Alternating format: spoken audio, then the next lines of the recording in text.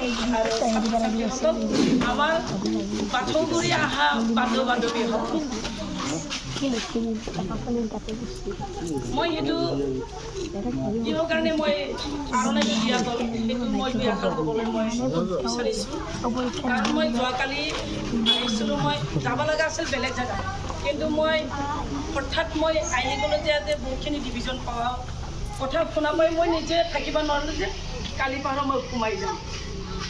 মই নিজৰ গাঁৱতে ফুৰি থকা আছিল। আজি মই পঞ্চায়ত সভানেত্ৰী হিচাপত ঘূৰোৱা নহয়, মোৰ আগত নিজৰ জেগাখিনিতো মই দায়িত্বত থাকক বা নাথাকক হ'লেও মই এডুকেশ্যনৰ লাইনত মই নিজে কিয় কাৰণে মই এক্সাম যোনে দিব তাৰ আগত মই আগতে খবৰ লোৱা আছিল, আৰু তাৰপিছত যাৰ নেকি এক্সাম পাছ কৰিছে সেইটোও মই খবৰ লোৱা আছিল।